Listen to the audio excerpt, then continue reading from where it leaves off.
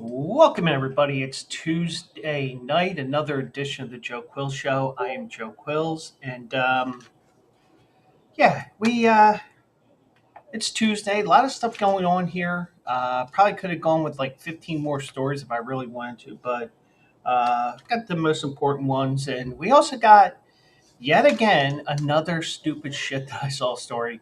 This was one caught on Instagram yesterday when I was just sitting there and I'm like, oh, I'll share this, I'll share this. Sometimes it's just to make people laugh. Sometimes it's just, hey, here's a sports fact or something like that. But this is a story that will make you wonder what in the world of the Andy Griffith show just happened. But we'll get into that as well here as well. So a lot to talk about. The Wells Fargo Center is no more. I'll tell you what that is exactly. No Triple Crown. I will give some thoughts on that.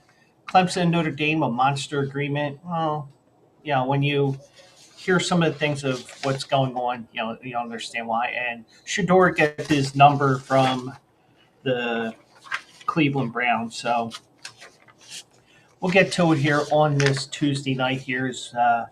We are one day closer to the weekend, and I'm 2 days back from vacation, and it feels like I worked a full work week already. So, but everything's good so far, and hopefully everything's well wherever you are watching tonight or listening after the fact.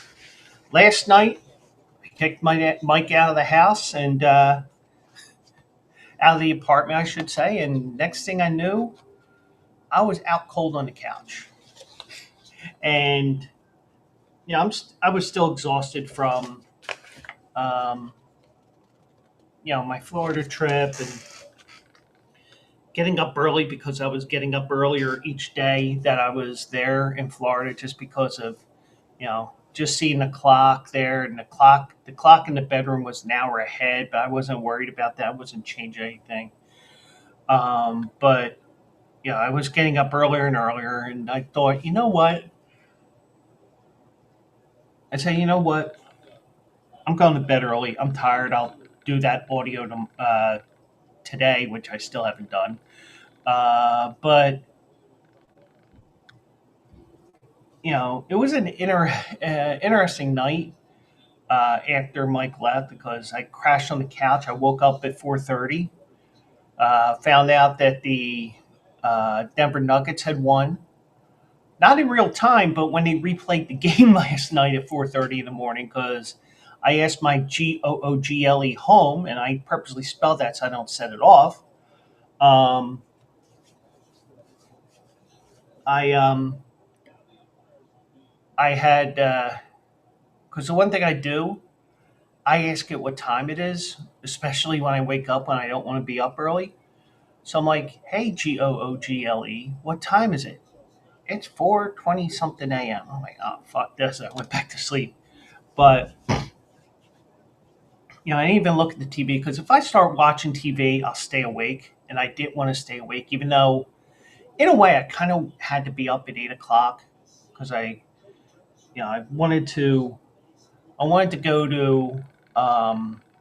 go get my wash done. I also wanted to go to the supermarket. I didn't do that only because there was only so much you could do between the time I got up, which was I finally rolled out of bed at like 9 o'clock. There was only so much I could do between 9 and 11:30 when I started work today. So I got the wash done. That was most important. Wash all my clothes for my trip and all that. Um, but um, but it was an interesting night. So both games last night, we talked about the Knicks game briefly, how the Knicks came back and won. Also, the um, Denver came back and won last night. Both games were crazy comebacks, and hopefully that's a sign of two great series that are going to be coming up. And who knows? Maybe all four will be great series where expect the unexpected, expect 6 or 7 game series and stuff like that. Um, but that's what I want to see. I just want to see. I just want to see great basketball. Also want to see great hockey.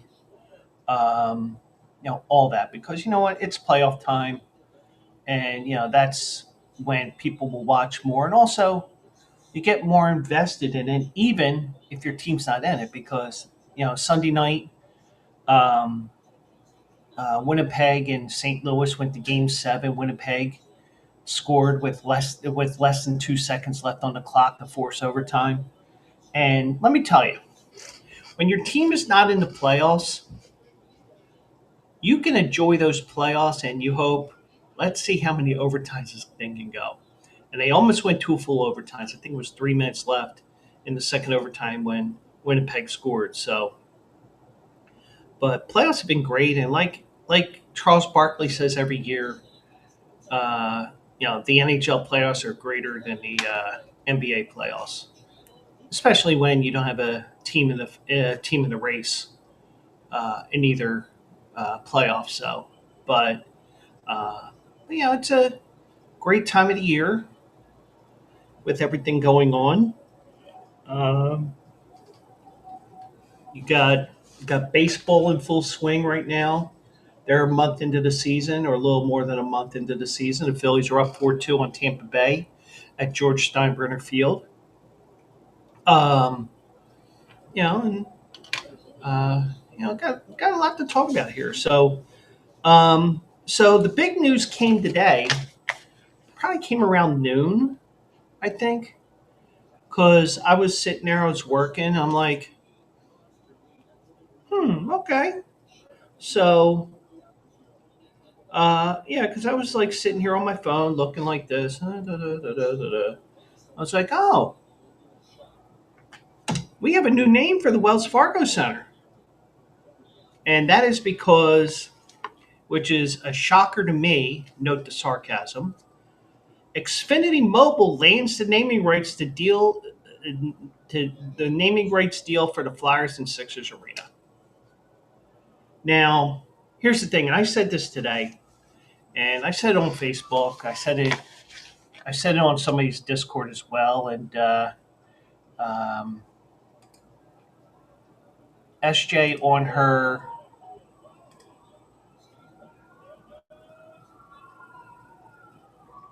Wait. We got breaking news out of Tampa. Breaking news out of Tampa. Nick Castellanos has gone yard. The game is blown wide open now. 7-2 Phillies, top of the eighth. So now back to regular programming. So the one thing is the the the Flyers are owned by Comcast Spectacor. So basically, the team's a corporate entity at Comcast or Xfinity. They just changed the name because their service was shit all these years. So, um, so as you know, within the last few years, well, at least those that either have the service or have Comcast, because they'll say, hey, why do this? You can have your cell phone or whatever. So, and I know that when I call them up this weekend, I'm sure they'll be going, well, you can port your phone number over to whatever. No, I'm not dealing with that BS. So, um, so the arena will be named the Xfinity Mobile Arena, effective September 1st. It'll run through the 2030-2031 season. So, but the thing is, and here's the thing with the Flyers as well. I complain about the Flyers all the time because they have an incestuous relationship with their alumni. We're not going to hire the best person for the job. We're going to hire the best former Flyer for the job. And that's why I think Rick Tocchet will be the head coach of the Flyers, because even though they've strayed away a couple of times, they had John Tortorella here.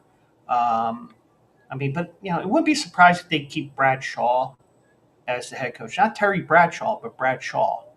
I wouldn't be surprised if they keep Bradshaw, but I wouldn't be surprised either if they totally clean house of all the assistant coaches, including the interim head coach, and go in a different direction, especially when you have um, a former Flyer like that.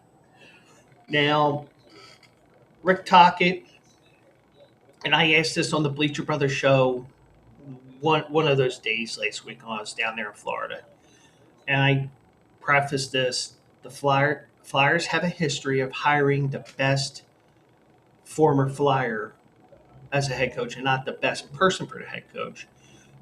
Could he see getting Rick? Could you see the Flyers getting Rick Tockett because of the fact that he's a former Flyer, beloved Flyer, even though he kind of pissed off the Flyer fan base when he was mouthing off about the Flyers when Penguins won one of their two Stanley Cups when he was there. I think he was there for two of them.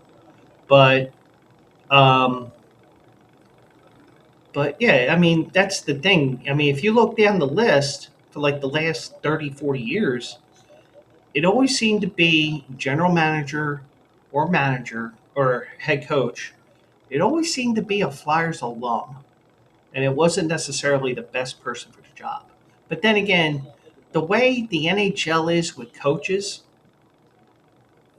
they get rid of them faster than any other of the four major sports, or so it seems.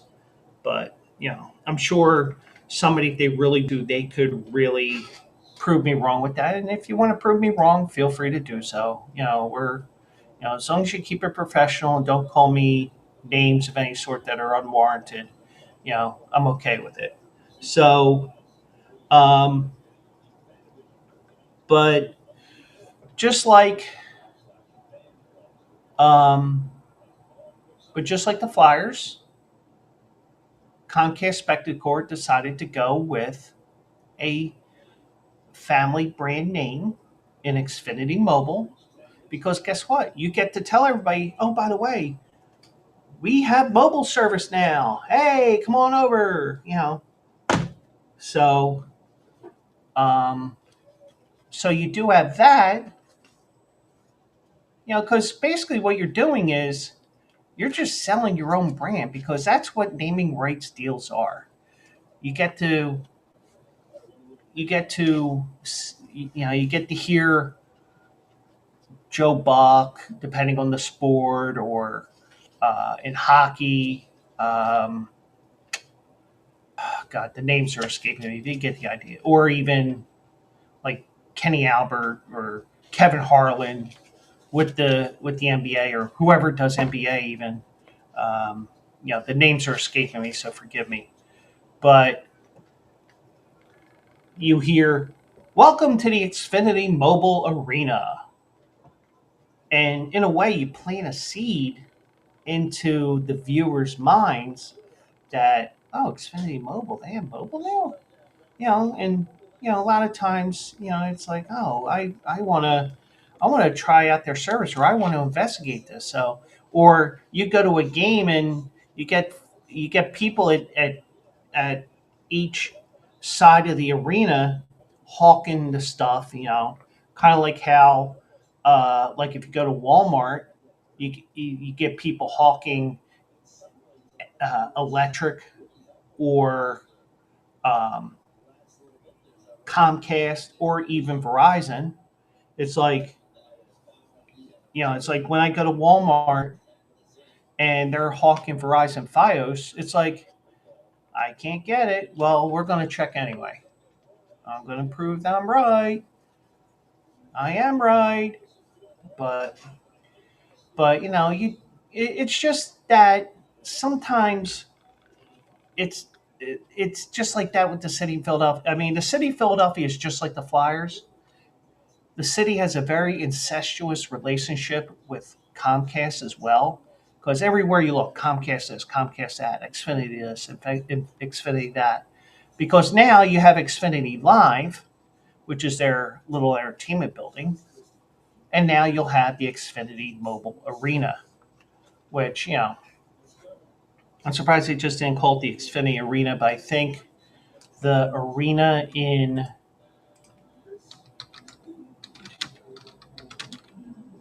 yeah, there's the Xfinity Center in College Park, Maryland, which is University of Maryland. There is the Xfinity Center in Mansfield, Mass, which is an amphitheater. So, you do have all different things that they have there.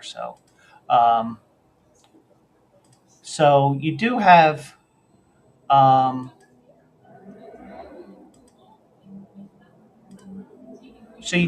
those different things going on, and it's just like, oh, the Xfinity this, the Xfinity that. It's like, but it makes sense if you think about it, because first of all, and I said this on, if it wasn't SJ's, uh, uh,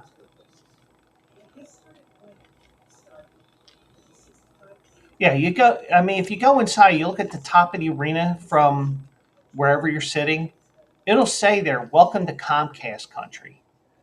So, um, and I said, I said on X today, I was hoping it would be, I was hoping it would be Pornhub Arena, and I got a response. How about Shit Arena? And I said Shiitake Mushroom Arena, but um, but it's just so.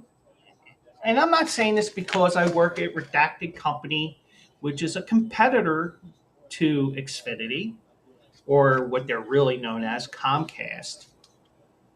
It's not because they're a competitor to my job and my company.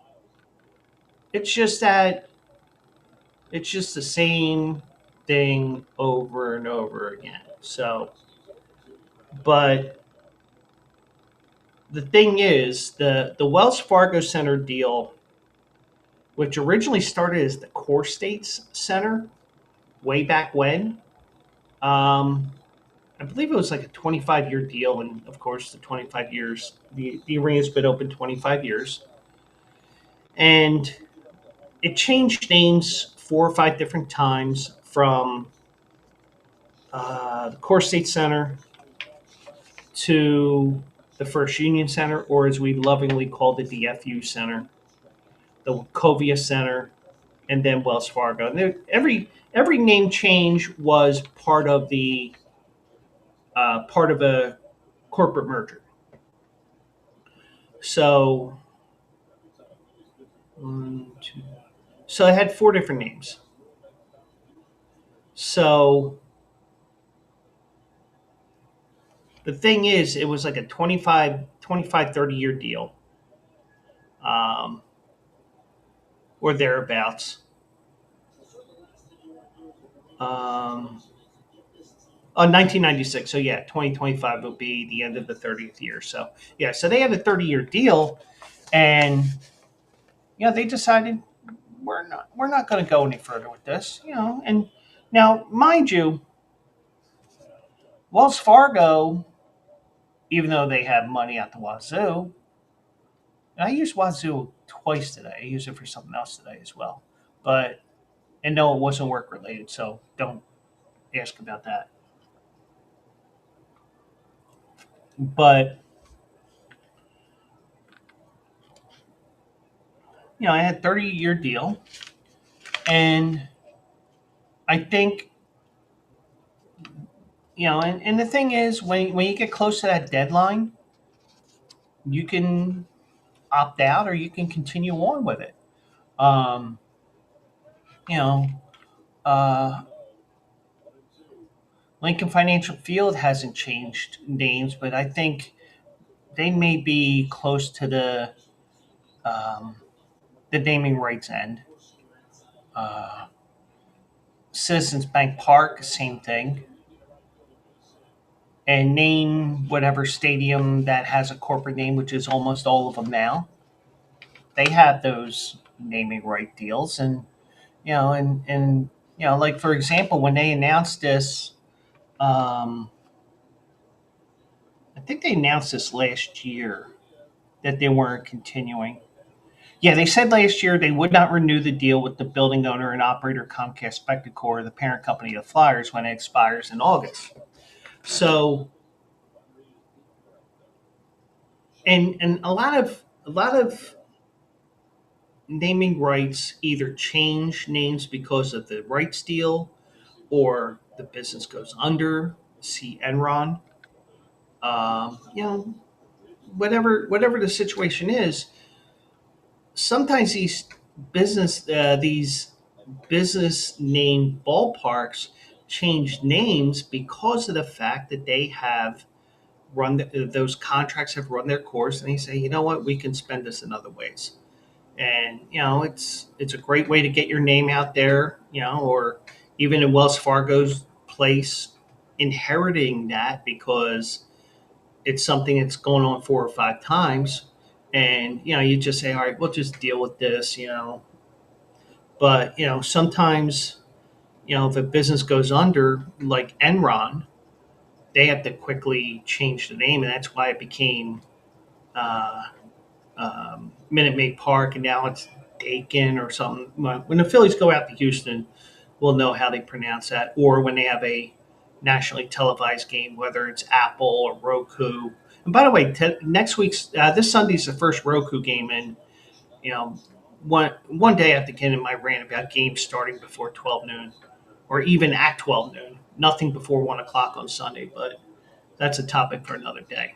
But um, so now, Comcast Spectacor last year completed a $400 million renovation project, and then all of a sudden,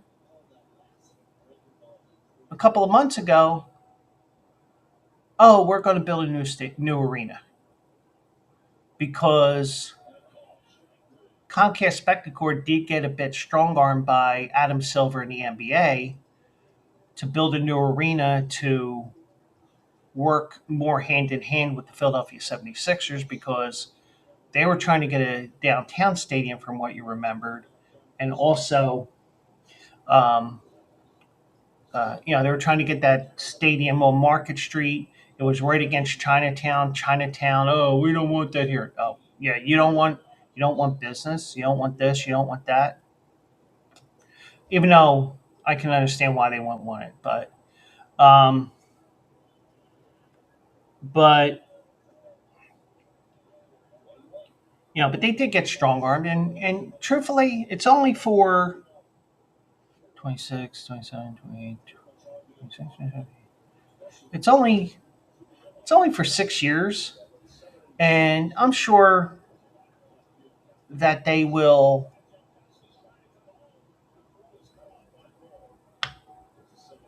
I'm sure that they won't even. And forgive me, I have lights in the corner of my eyes flashing because there's a rescue squad on the street that dead ends. That the street that I see when I look up the street there. So I am going to mute for a second here, just in case.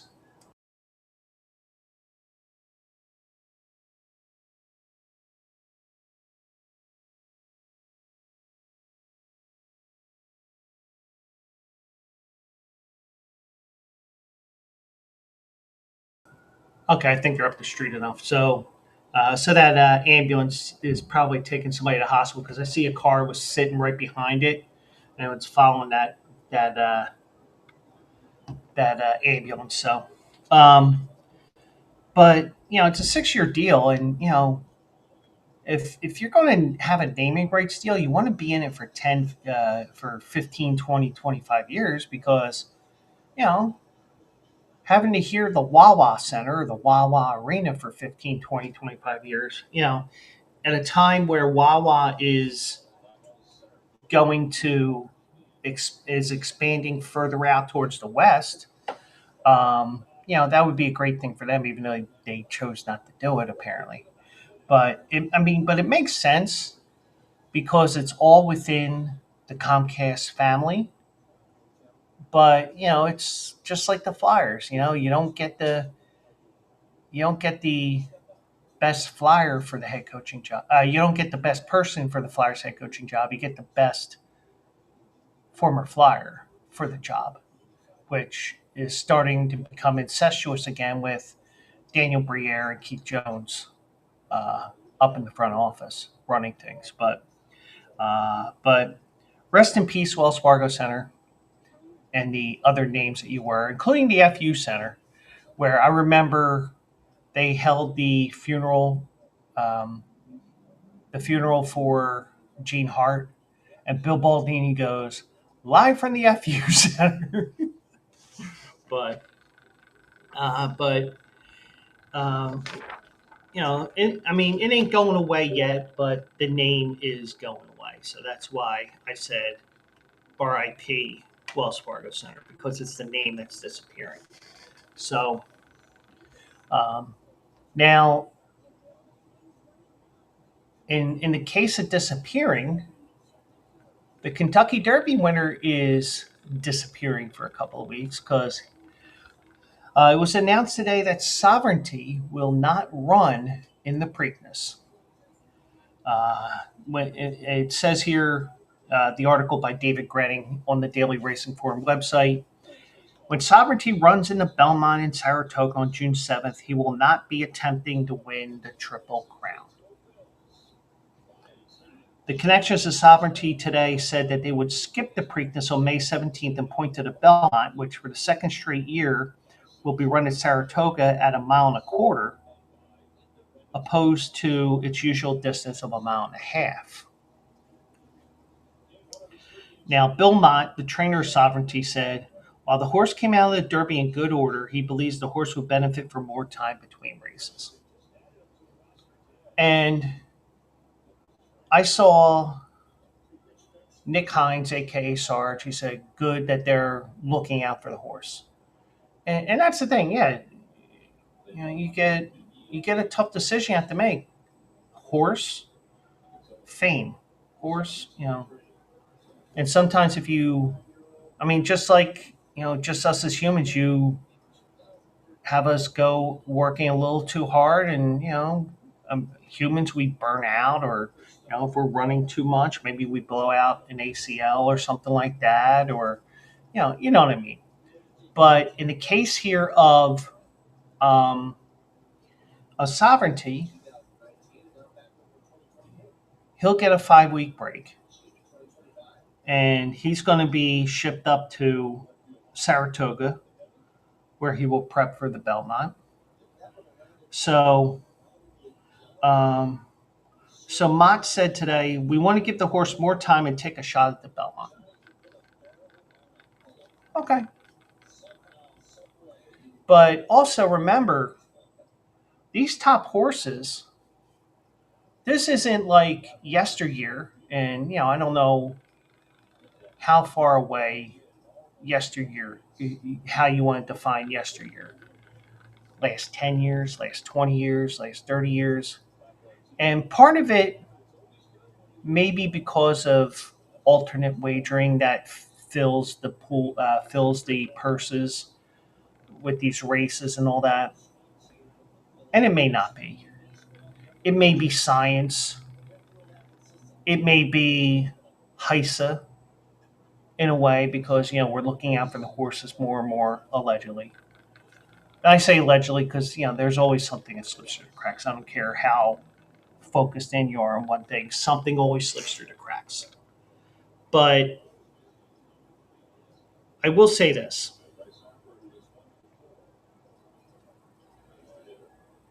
It used to be that these horses would run every couple of weeks like clockwork. You know, you'd run at the Kentucky Derby, Preakness, and Belmont. And it used to be that 4, 5, 6, 7 horses would run in all 3 races. Now you're lucky that you get a horse, you get more than 1 or 2 horses that do that. Now, Dean Wayne Lucas, he's old school. He had C's to Gray run all three races. But then again, how old is Dean Wayne Lucas? About 112? I mean, I'm exaggerating, but you get the idea. So they have, but the thing is, it's no longer about running for the money all the time and just running race after race after race. Like, oh, well, that race at Delaware in 2 weeks looks interesting. Let's ship down from Parks to Delaware Park for a race, or let's ship up to New York for a race, or let's ship the Finger Lakes, let's ship here, let's ship there. The thing is, now it's getting maximum performance all the time, so that these horses will be giving their best effort each and every time they go out there. Which in a way is good because you get to see these horses run these big races. But the thing is, you don't see enough of them, and you get a situation like this where now you don't have a Triple Crown winner again because for the second time in Bill Mott's career, he chose not to race in the Preakness. So he did this back in 2019 with Country House. Remember, Country House was that long shot that won via DQ. And that horse, um, went on a break and never returned. Now, will that happen to Sovereignty? Probably not, because they had plans for this horse. Because they're looking long term. And since it's a Godolphin horse, Godolphin is a major horse racing entity that races all over the world. I mean, you could see their famous blue silks in America, in Europe, in the Middle East, even though I don't think they are now this time of year because it gets so hot there this time of year. Down in Australia, you know, you do have, you will see those silks all over the world. So they're not focused on just one race or just 3 races in a 5-week period. They're looking for this year and even next year. So in a way, good for them that they actually are looking out for the best interest of the horse. But as a fan, it sucks ass. Plain and simple, it sucks ass. Plain and simple. So there's no Triple Crown, and you'll be looking at the program next week when they announce the field, whenever they announce it, and you're going to be saying when it comes to a couple of these horses, who the fuck is that guy? And I'm sure there'll be a lot of people saying, who the fuck is that horse? And then you pull the program, oh yeah, I remember him, or you really do say, who the fuck is that guy? But you get the idea. So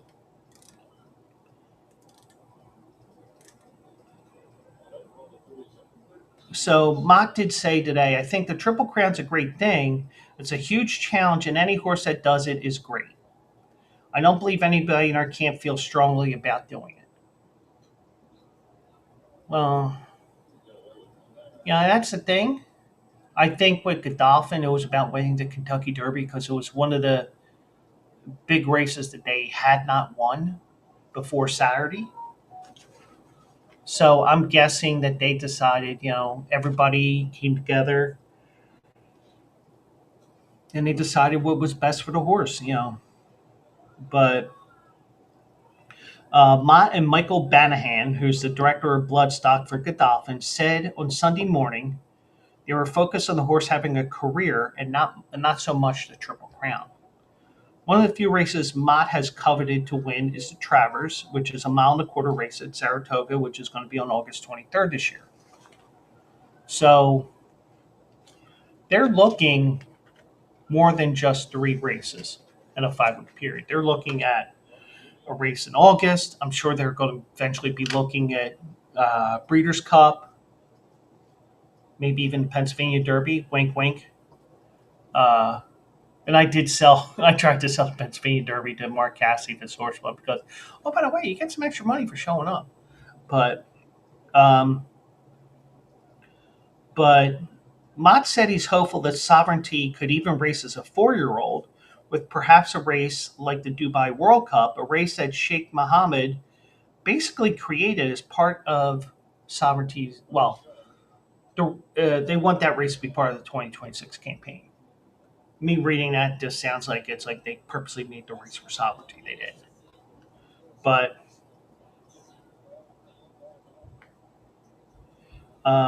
Mott said, "I guess I'd love to extend his career a little past his 3-year-old year, and if that's the decision the Godolphin team is going to make toward the end of the year, of course we've got to make it to the end of the year first. So, you just got to make sure got to make sure the horse is in good shape and all that. So, um, now, if you remember, he won the Fountain of Youth. He finished second in the Florida Derby before his Kentucky Derby win. Rich Strike in 2022 won the Derby at 80-1, skipped the Preakness and ran the Belmont, where he finished sixth. Rich Strike raced 5 more times after the Belmont, but did not win. Country House, I mentioned him.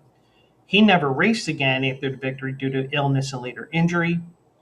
The last horse to win the Preakness after winning the Kentucky Derby was Justify in 2018, and we saw what he did in the Belmont.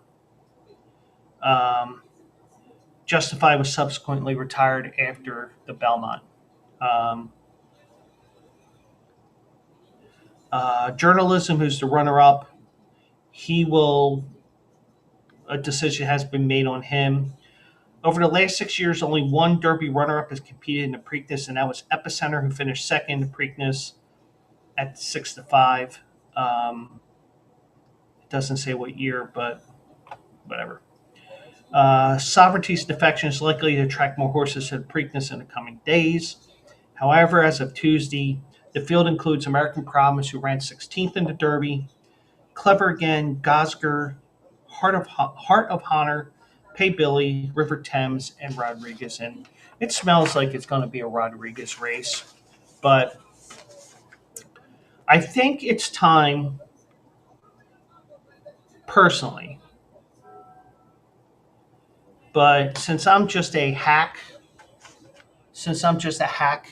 streamer, handicapper, show host, whatever you want to call me, just don't call me late for dinner. The one thing I will tell you guys is, and I actually was suggesting this for different reasons years ago when I was blogging all the time, whenever I had a great thought.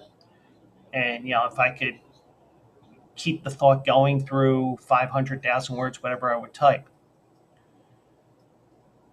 I think it's time we change the dates,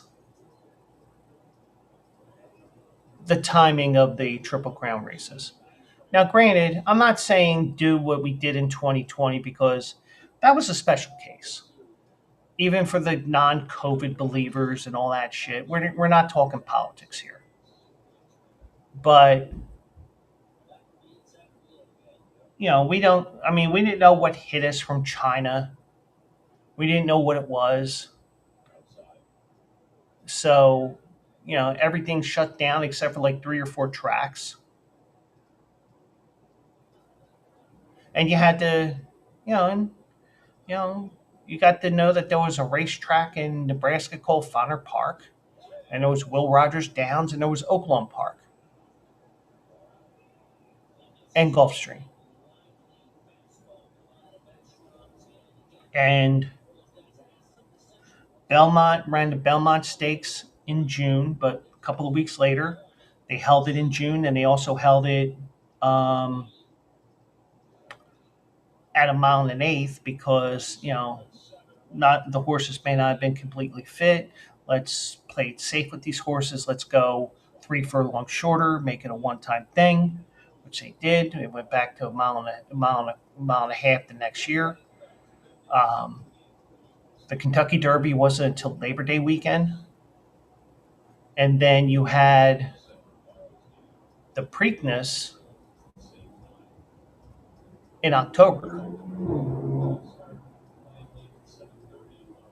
Now, I'm not saying change the order that these races come about.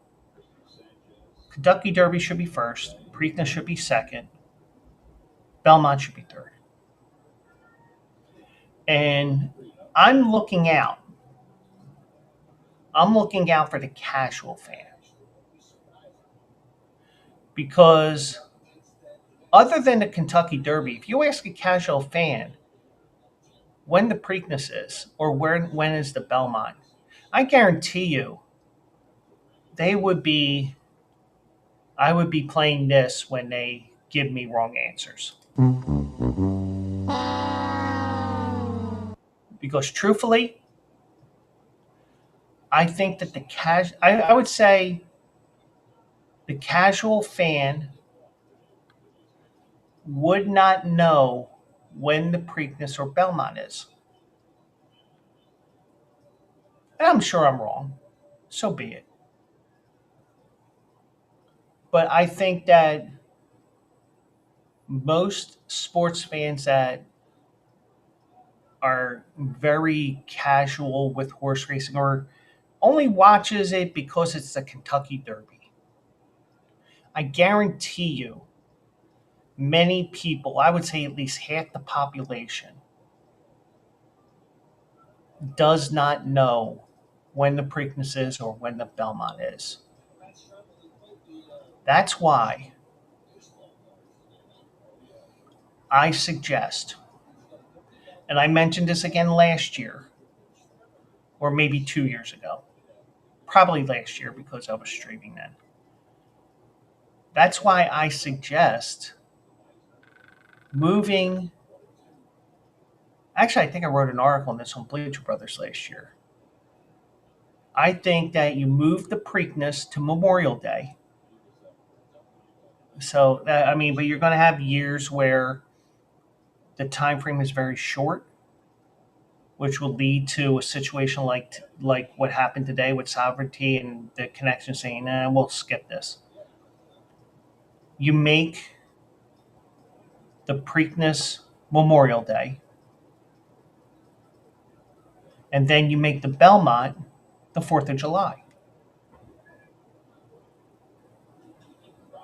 Oh, but it's not the 2 weeks and 3 weeks and whatever.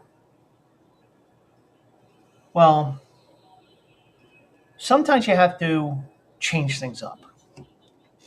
I mean, look at baseball. They've changed so much with the pitch clock and you know pitch clock and um, the bigger bases and the ghost runner in extra innings, which they need to get rid of. But some sports adapt and some stay left behind. And horse racing has fallen behind. Fans don't want to go out there. The problem isn't getting somebody, and this is something Jason Beam says all the time. It isn't about getting them to the races, especially for a big day. It's how do we get them to return for something other than a big day? You know, we're having a giveaway here at Parks, blah, blah, blah, blah, blah. Okay, a lot of people come out for that, but other than that, a random Tuesday, nobody's going to go. I thought I saw a couple of tumbleweeds today when I was watching the first couple of races in Parks. But I exaggerate, you get the idea. So you may have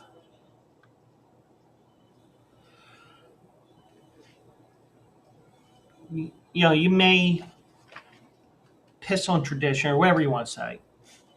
Oh, it needs to be 2 weeks after and then 3 weeks after that.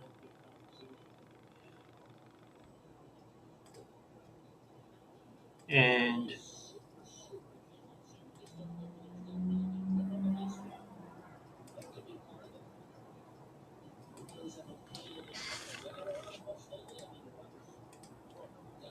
I got a spammer here.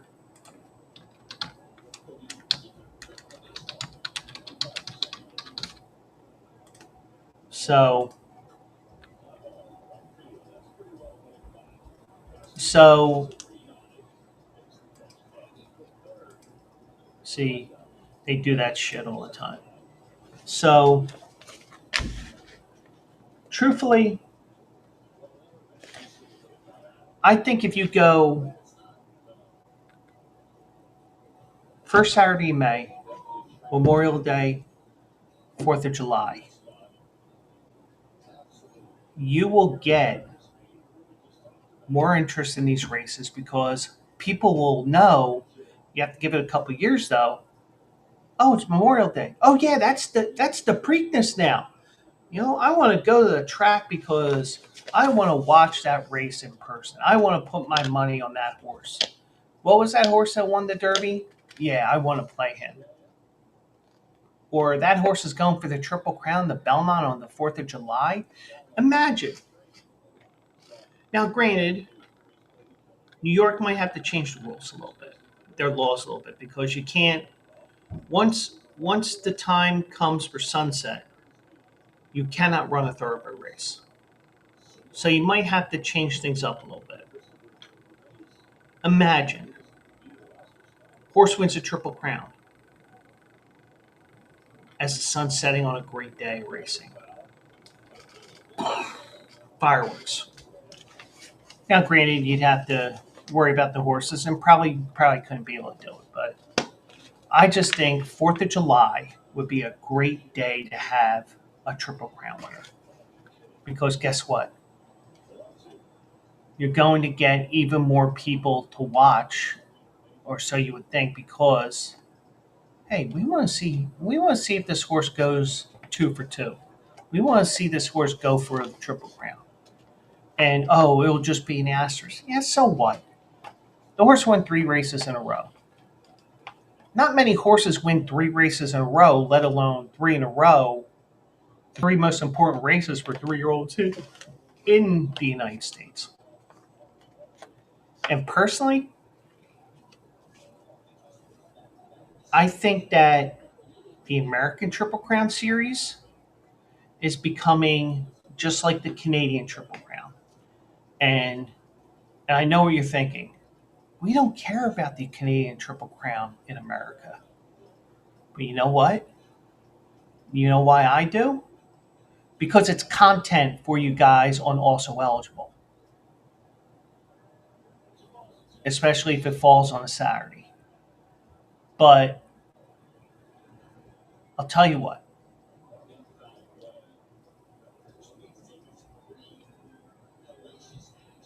the last few years, and they tinkered around with the Triple Crown, and part of it may be political BS between Woodbine and Fort Erie because Woodbine wants to host all 3 races apparently, and Fort Erie saying, "Oh no, you don't."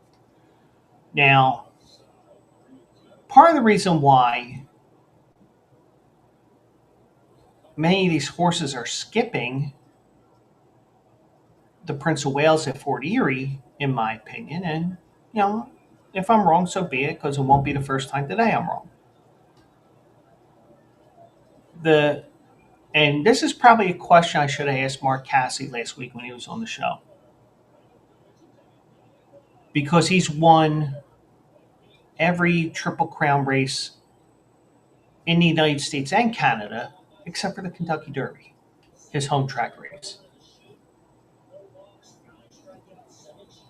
And one question I should have asked him, but I didn't: which is tougher, the American Triple Crown, which is all 3 races on dirt, or the Canadian Triple Crown, where even though you're only racing at 2 different tracks over a 6-week period or 7,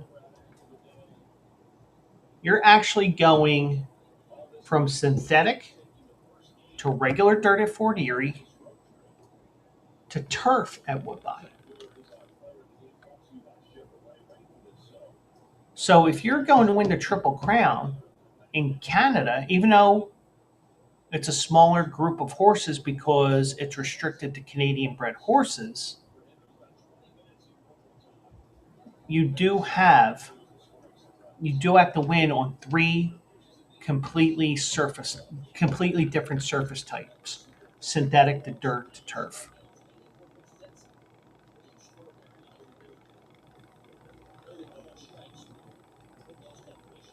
But a lot of these horses, and I give the connections of Caitlin her greatness. I kind of give them a pass because guess what?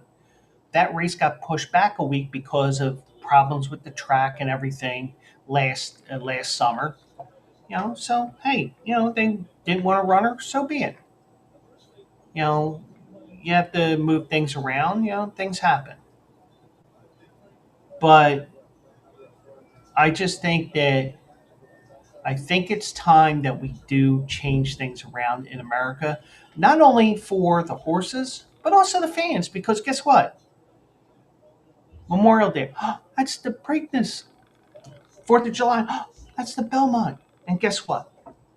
Belmont was complaining last year, if I remember correctly, that the it's going to take us outside of our season. No, at least it didn't last year. If you were running at Belmont Park, because guess what?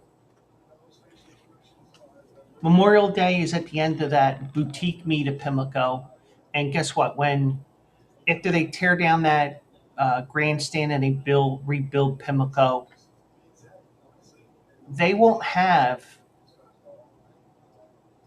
they will be the only thoroughbred track in Maryland because they're shutting down Laurel Park, which I think is a bad idea. Personally, I think they should have shut Pimlico, but the city of Baltimore has the horse racing industry by the balls, in my opinion. But if you go to, um, you got Pimlico, they run to Memorial Day, I believe. So it isn't like you're totally messing things up.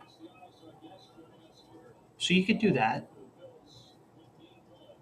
And then you have the Belmont. Now, the Belmont will just be closer to the end of the meet instead of smack dab in the middle. Oh well.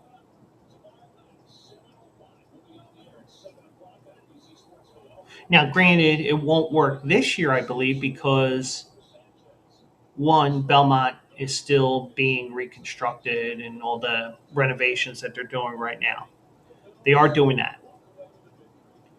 Also, you do have the um, the races at Saratoga right now.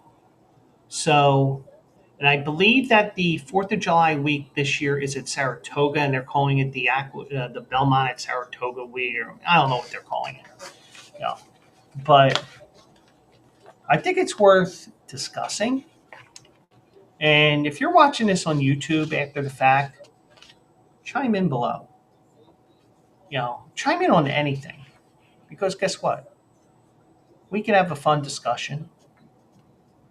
You know, and I'm sure there's a lot of people that were like me and said, "Oh no, we don't need the designated hitter in the National League." Well, personally, I still feel that way. I feel like the pitcher should hit in both leagues because guess what? Guess what? You're a baseball player, you're a pitcher, but you should be able to do more than just hit, more than just pitch. I mean, but so that is something that should be on the front burner because is this about is this can we get that happy medium between the horse and the fans, because this is now the third time since 2019 off the top of my head that we do not have that somebody has bowed out at a Triple Crown because we don't feel like running. But I understand why they want to do it. I just think that maybe we need to change things up a little bit, and the timing of that won't affect the way that the races are being held or the race meets. It'd just be that you change the time. You just change the timing of the meet, where instead of being in June in the middle of the meet for Belmont, it's at the very end. But that's just me. And especially if you're on YouTube, um, feel free to chime in because I'm always willing to discuss things. It's just that I have to see them too. But so, but I'm saying also eligible, and we're going to be looking at New York racing this weekend. They have um, the Peter Pan this weekend, which is a prep race for the Belmont Stakes. So we'll see what they have in store on Saturday. We'll look at those races and maybe we'll fill in some things here and there as well. Let me just check one thing here because the entries have been out for a day because the Daily Racing Form did update the schedule for the race of the day for the week, and tomorrow will be Horseshoe Windy, Belmont, Thursday, Friday, and Saturday. They have, I think, 12 races on Saturday. Let's go back over here. And let me just look this up here real quick.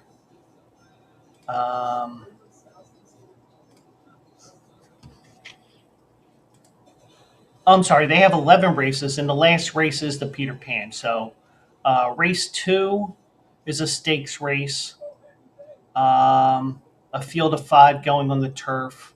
We may not look at that. Well, maybe we will.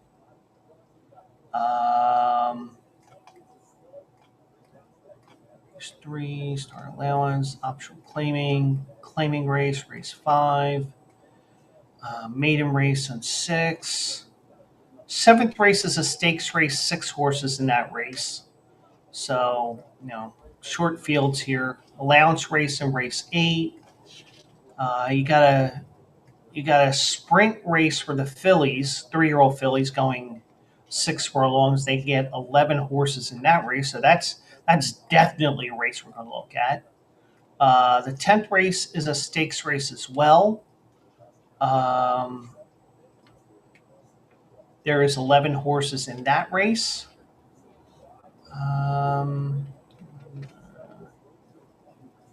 And then the main event is the Peter Pan, the final race on the card. There is 10 horses in that race, so we'll look at the stakes races, especially the last 3, because I can see right now I could potentially do a special pick 3 wager on also eligible this Saturday, which will begin at 10 a.m. Eastern, 7 a.m. Pacific on the Bleacher Brothers networks, and I have to talk to AJ about setting me up for everything with Bleacher Brothers. If it's not on the Bleacher Brothers Twitch, just go to my Twitch, twitch.tv/Joe Quills, and we'll have some fun on Saturday morning. Now, I did see this morning when I was looking for stories and stuff like that. Now, some of the length of the contract, because that's what these matchups are in college football, college basketball. It's actually a binding contract that the two teams will play, and Clemson and Notre Dame has announced a 12-year scheduling agreement today. Yeah, 12 years. Now, most of the time, when two teams meet up, when two teams agree to a contract, it's like for example, Oklahoma comes to Lincoln Financial Field this year to beat the shit out of Temple. Now, the way that contract was written was okay. Temple will go to Oklahoma twice, and we'll come to Lincoln Financial Field once. The same is the case with Temple and Notre Dame years ago. They had two games out at South Bend, and they had a game at Lincoln Financial Field the one year where Temple was really good and they were undefeated until that game. So you have an agreement. Sometimes it's just 1 year, sometimes it's two where you play a home and home. Sometimes it's three, especially with a smaller Division One school where okay, well, you have a facility that we can help you fill, but you're going to have to come to our stadium twice. So we'll give you $1 million each time you come to Norman, and we get kicked the shit out of you, you know. But you get to be on national TV. So in this case, Clemson and Notre Dame announced a 12-year scheduling agreement that will pit the two colleges against each other annually through 2038.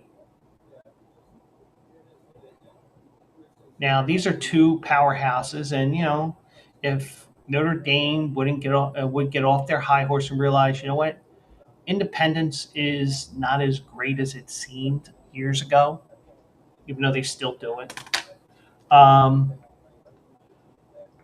they still have ties with the ACC because all their other sports that are sponsored by the ACC are part of their thing. So the Tigers and the Irish have had a recent history of marquee showdowns. They last met in 2023 when Clemson won 31-23. And the schools believe their new agreement, which begins in 2027, could be the start of a top-tier rivalry. Well, if Notre Dame wanted a top-tier rivalry, in my opinion,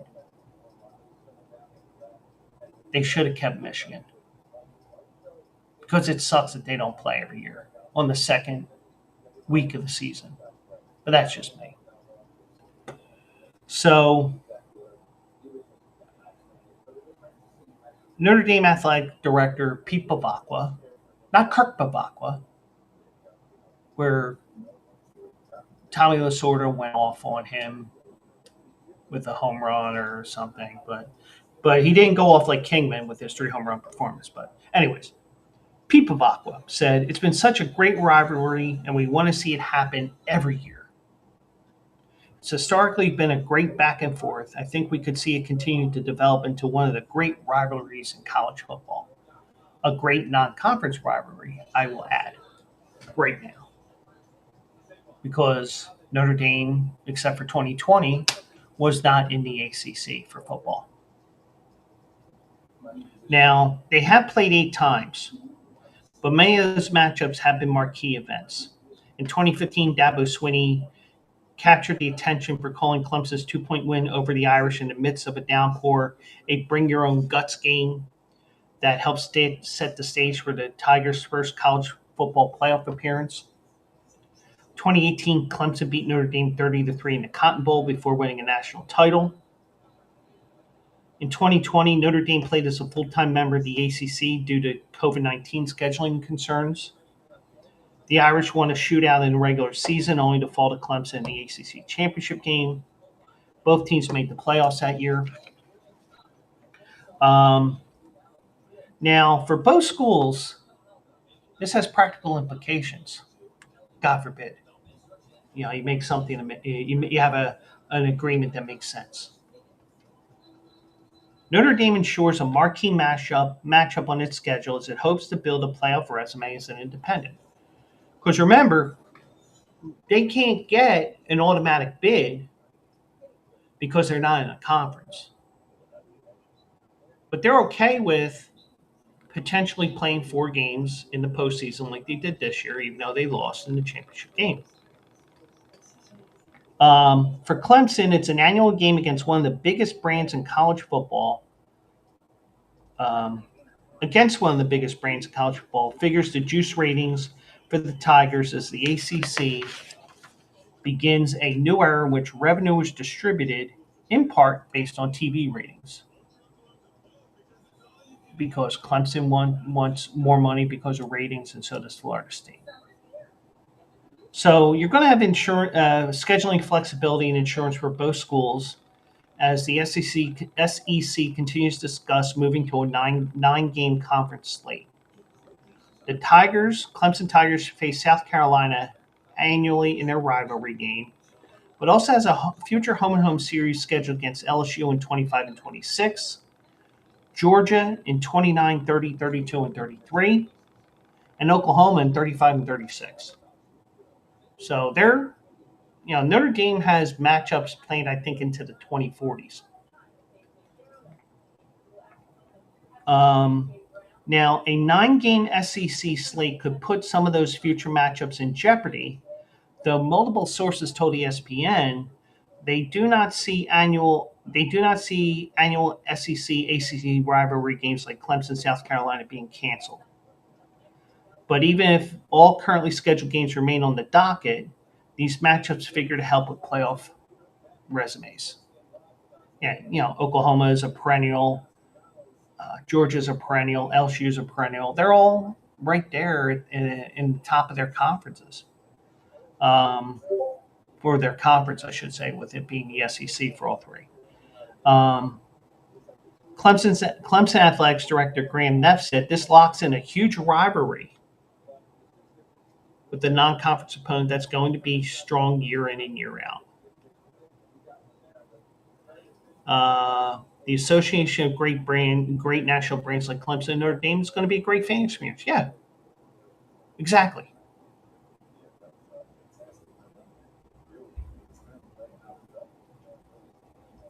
You're going to have a matchup that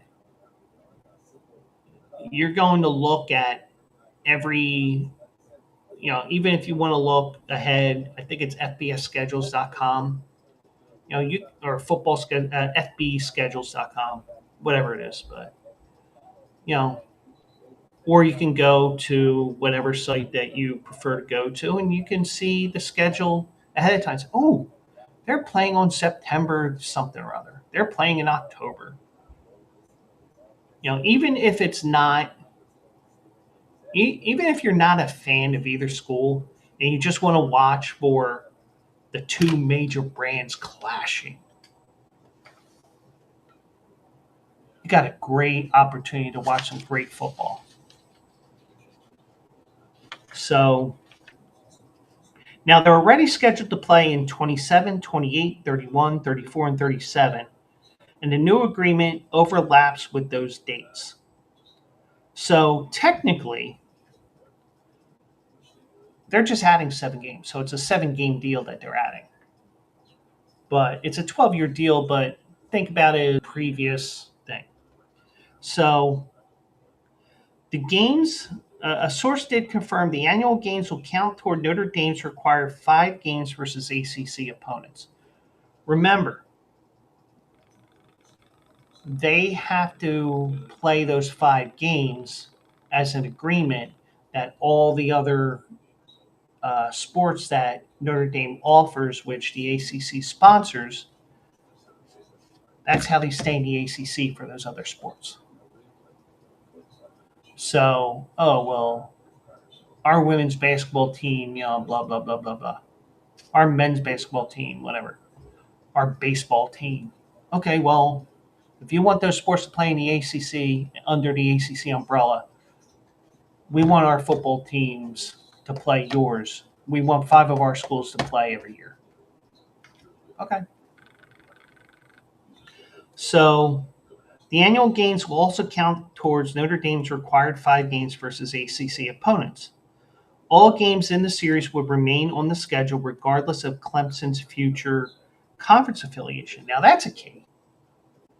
because Clemson has been floating the idea for a couple of years now, especially with the whole revenue issue with the ACC, because the contract with ACC was for such a long period of time that these other Power Four conferences, they actually had a shorter term contract, but they were or even they even may even renegotiated to a new contract.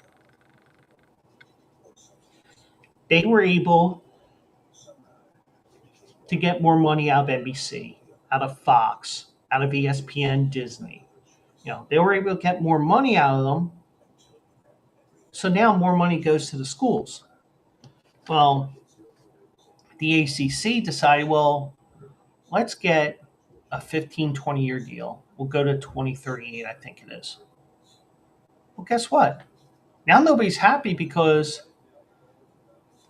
we're not playing on the same playing level, same level playing field as the SEC, the Big Ten, or even the Big 12, but mostly the SEC and the Big Ten.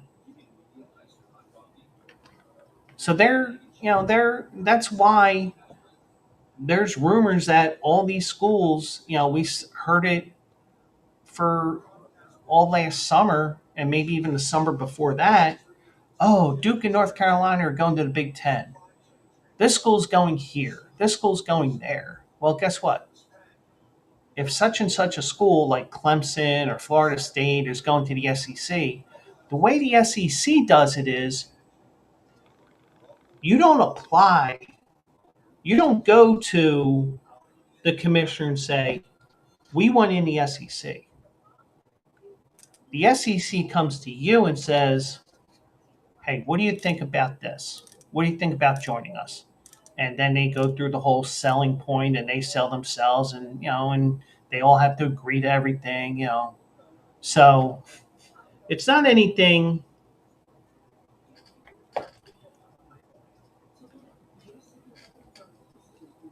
I apologize for yawning. So if anybody says, oh, so and so is going to the SEC, either they know the SEC has been in conversations with a particular school that's not in the conference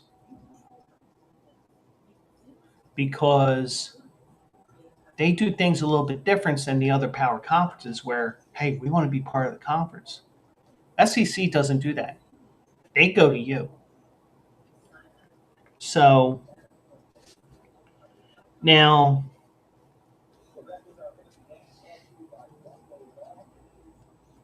scheduling is expected to be a significant topic at this year's ACC Springs meetings later this month as the league looks to bolster its own playoff prospects. Now, in my opinion as well with the playoffs, you're going to have good years and you're going to have down years. Now, the ACC was very lucky that they got two teams in. Now, granted, they both laid some major eggs. SMU had to play in the extreme cold at Penn State. Clemson ended up losing to Texas. But if you think about it,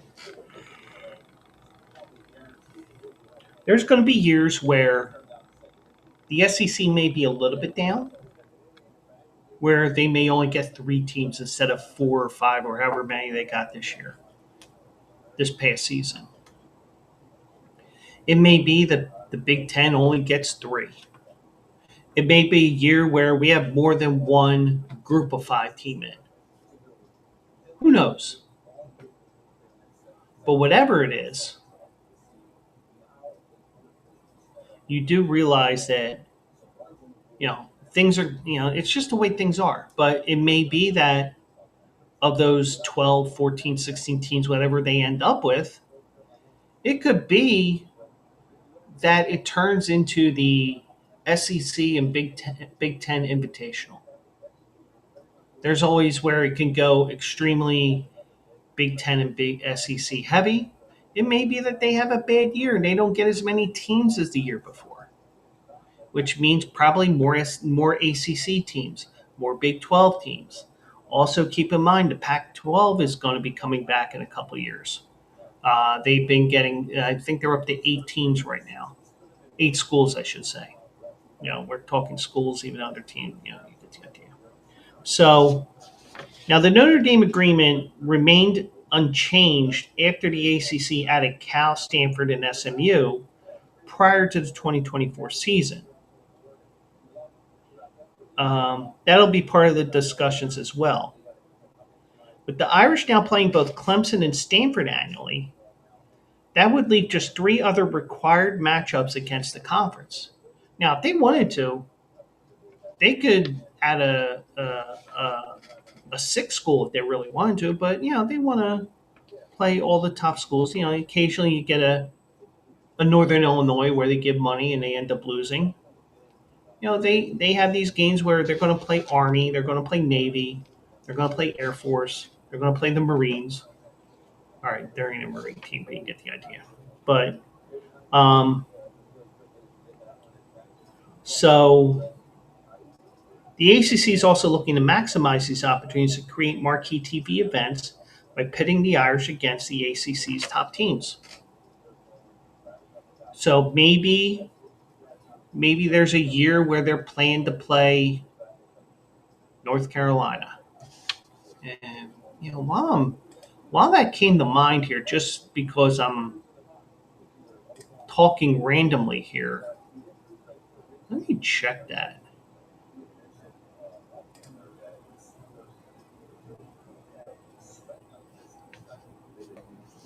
North Carolina does not play Notre Dame this year.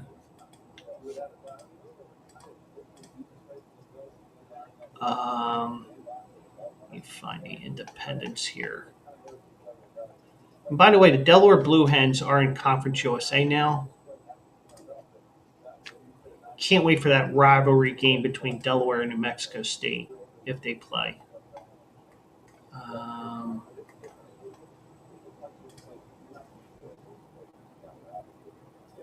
Okay, they do not play New Mexico. Okay, so going back to Notre Dame here.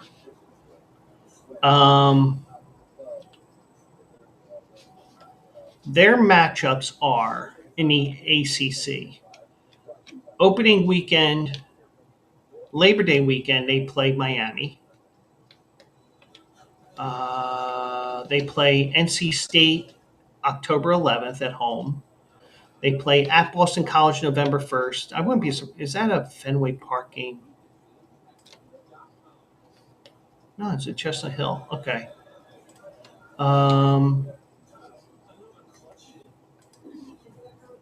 They play at Arkansas.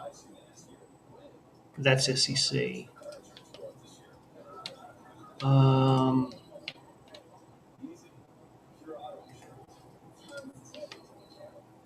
They play Navy at home. But the other 3 games that they have on the ACC schedule are at Pittsburgh, at home against Syracuse, and Stanford. Because usually they play a game in an NFL stadium. But I'm not finding it here.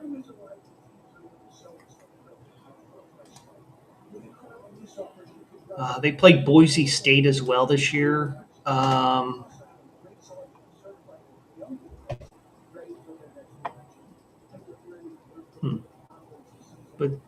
they're not playing a neutral site game from what I see so far. Okay.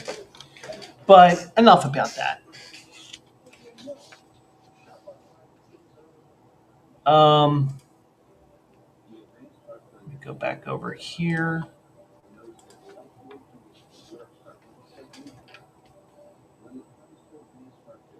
So Florida State Athletic Director said he would have no problem playing Notre Dame more than 5 games already scheduled through 2037. Now, this scheduling partnership goes all the way back to 2014. I think that's when they went to the ACC with the other sports, or in that time frame. Florida State would have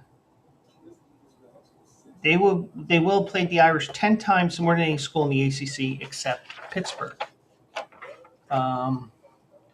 Miami Athletic Director Dan Radakovich echoed those same comments, saying the brands need to play brands. The two schools, Miami and Notre Dame, have a long and storied history dating back to the famed Catholics versus convicts game in 1988. Um, Miami and Notre Dame have seven future games scheduled, including the season opener on August 31st, as I mentioned. It's their first meeting since 2017. Um, Radakovich says the ACC needs to explore ways to pit its best teams against each other, obviously, and maximize non-conference opponents to create top TV inventory in an increasingly competitive environment with the Big Ten and ACC harnessing the bulk of the best TV time slots. And the league works to ensure multiple playoff bids as the sport moves toward another expansion of the postseason field. Yeah, they're probably going to 14, but I prefer 16. I think that will work best because no buys. I mean, they're not going to do what I say because, God forbid I say something that's fair to everybody. Make it like the NCAA basketball tournament where you have all the conferences, all the conference winners, since everybody has a conference championship game. You have 10 conference champions, you have 6 at larges, and then you play it out. You just seed them 1 through 16, and away we go.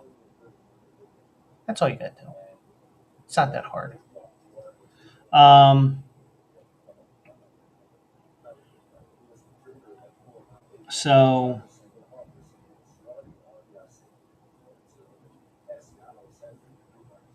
so, and there's all kinds of comments here. If the SEC goes 9 games, does the ACC go 9? So all kinds of interesting things that are going to be discussed in the ACC meeting. So, I mean, it's pretty interesting that Clemson and Notre Dame are going to play 12 straight times in the regular season starting in 27. But, uh, you know, maybe you get to see, maybe you get to see them play a couple times a year because we did have a couple of rematches in the playoffs last year. Oregon did play Ohio State twice. Um,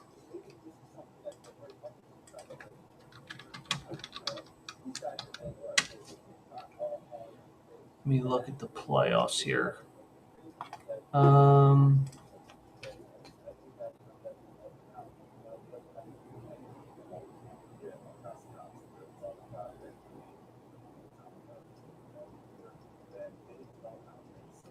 Let me see. Let me find this here. Okay, so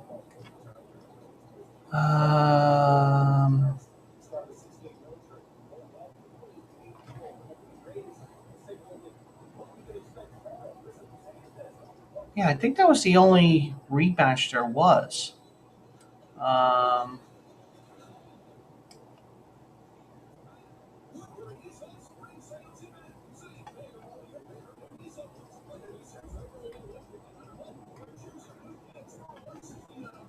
Let me just double check that one more time here.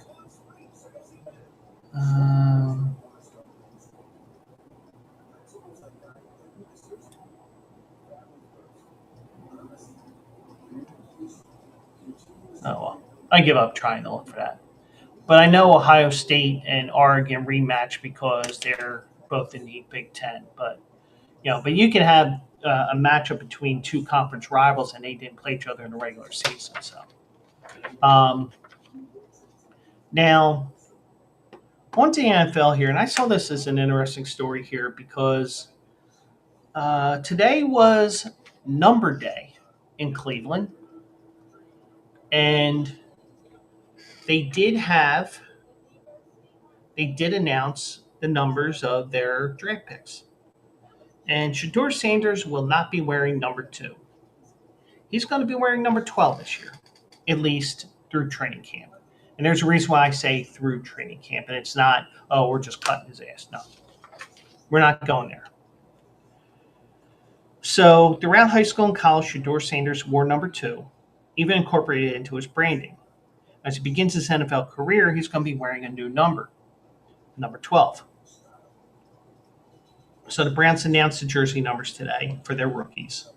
Now, the reason why he didn't get number 2 is because wide receiver and return specialist DeAndre Carter, who was signed earlier in the offseason, picked number 2. So it's just that it wasn't available. Now, Sanders' jersey number is a notable choice as it was also worn by 7-time Super Bowl champion Tom Brady, who has been a mentor to Sanders. So, hey, thanks for helping me out. I'm going to wear your number, but I hope I can read the defense. So he will wear his new jersey number for the first time on Friday when the Browns open up their 3-day rookie mini camp. Dylan Gabriel, the former Oregon, Oklahoma, and UCF standout who was selected ahead of Sanders with the 94th pick, will wear number 5. And remember, 5 will always love you. The rookie numbers are subject to change, but the Browns said they will be worn throughout training camp. Now, the one thing is, I think this may keep Sanders from wearing the number 2, even if DeAndre Carter does not make the team. And this is why they say through training camp, because you can change numbers. I remember, but back then, up until a couple years ago, we had a strict number system. If you're a quarterback or a kicker, 0 to 19. Wide receiver, you can wear 10 to 19, or 80 to 89. You remember that. Personally, I wish we still had that number scheme because, I can bring up a point there in a second. But I will say this.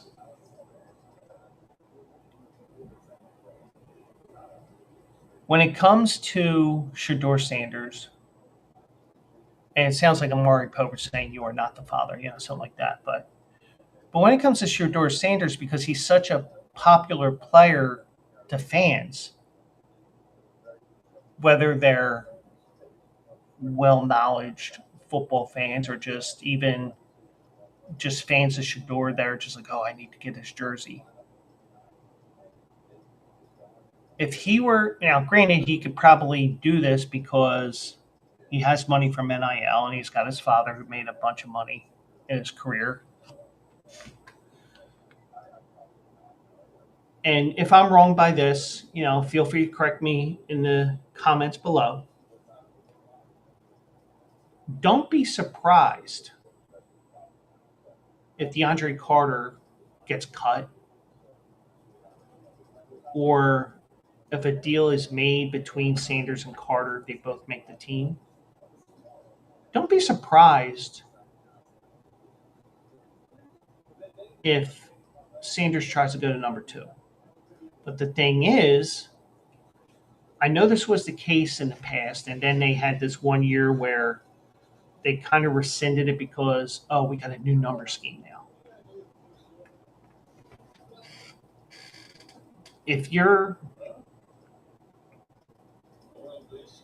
going to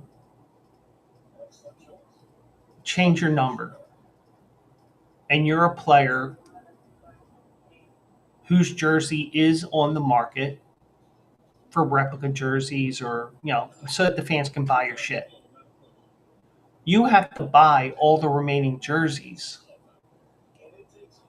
before you can change that number. So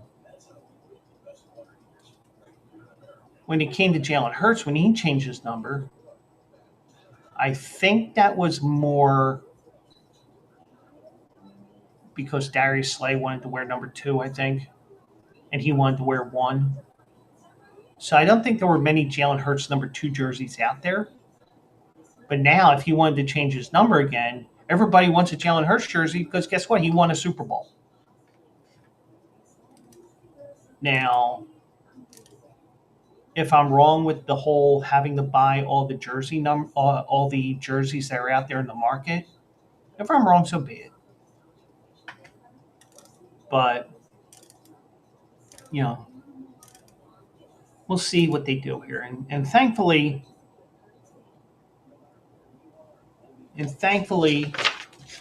Shadeur Sanders from what we know right now,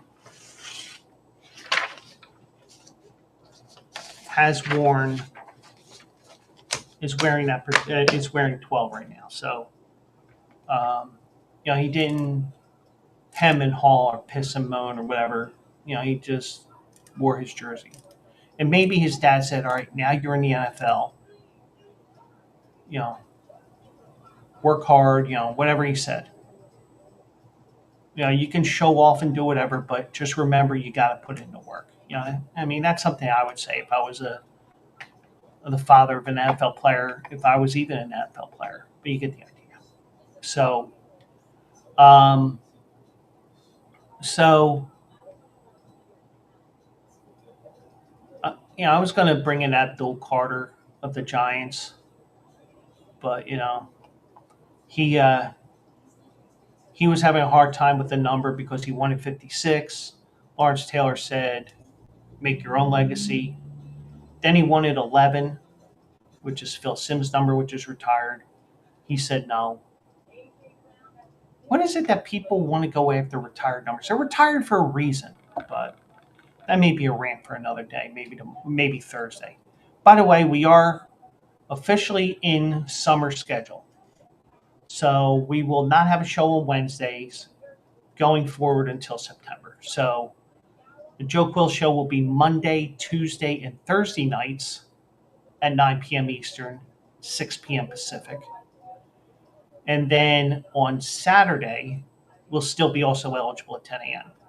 So tune in on the Bleacher Brothers networks and also my Twitch as well as we get everything set up into the summer season. And we talk about basketball, hockey, you name it. And, not much in the way of hockey or basketball other than random thoughts or the replay of the game waking me up at 4:30 in the morning right now. Obviously I'm not watching games right now because I am talking to you, the viewers of this show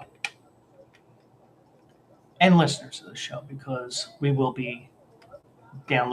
be sending out the podcast later tonight or tomorrow morning. One more story here, and yes, ladies and gentlemen, once again, we have the stupid shit that I saw segment, and this is one that I saw on Instagram a day or two ago, and I think that I am all caught up on stupid shit that I saw stories for now until the next one, but somewhere along the way, they added up, and it was fitting that we had two poop stories as well, since I call it the stupid shit that I saw segment. But this may be an all-time stupid thing that I saw here.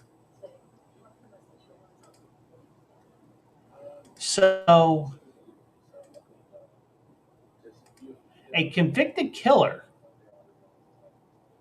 went missing for 12 hours, sending jail into a lockdown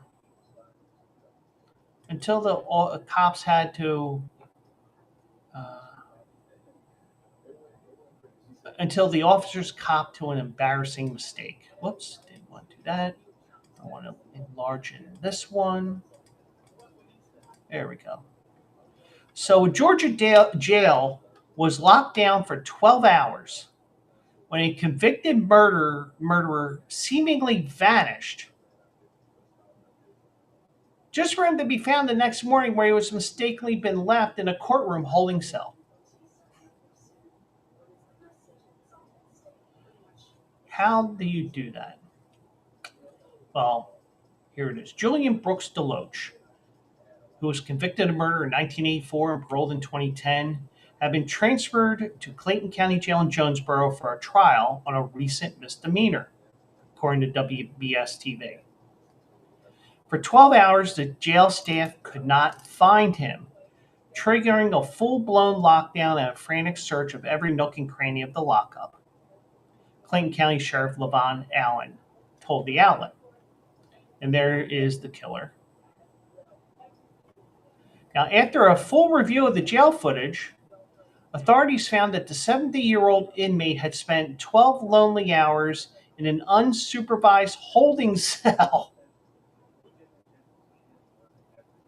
There was a mix up of who was going to take the inmate down, and ultimately, he was left inside the holding cell. The holding cell is connected to the jail and the courthouse, but officers didn't think to do a double check of the area since inmates are not allowed to stay there overnight.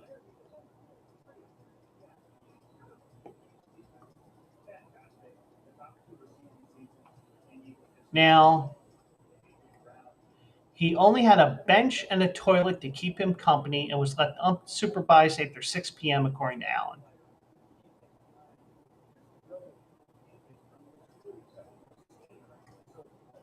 There was no one actually monitoring that particular cell if there was a distress call. Allen said, noting the forgotten inmate was in no danger to escape since the holding cell is attached to the jail.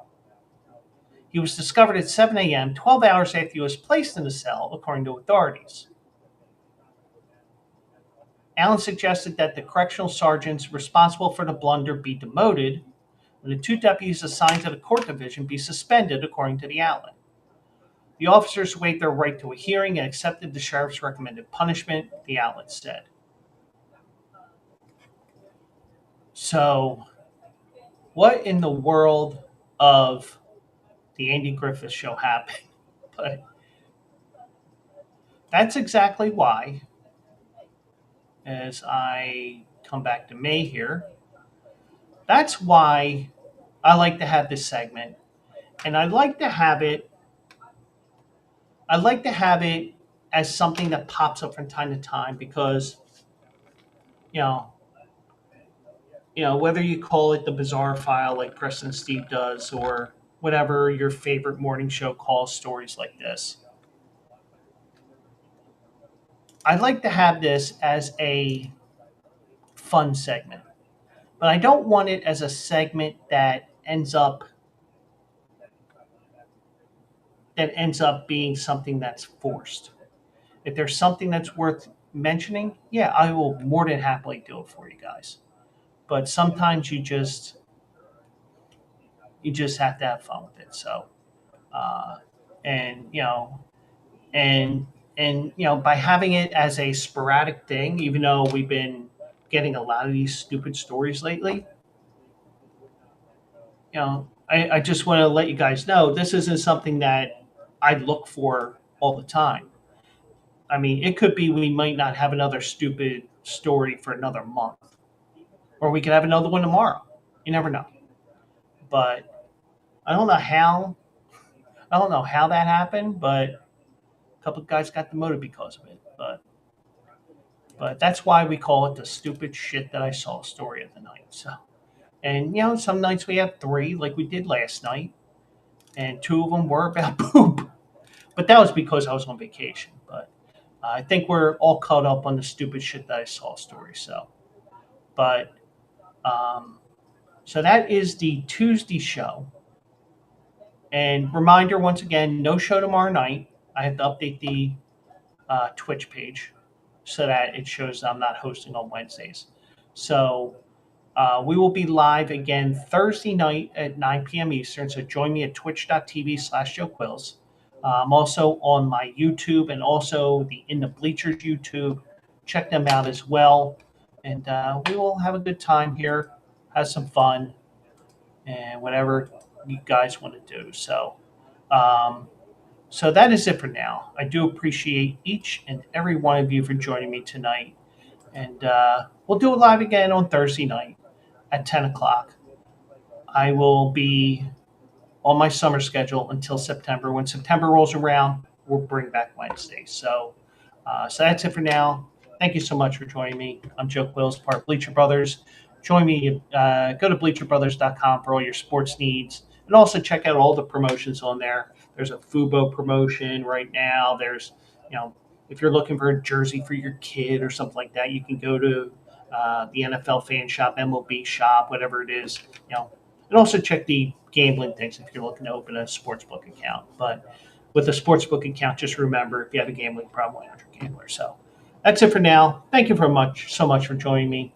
And I will see you guys in the winner's circle. See you Thursday night. Good night, everybody.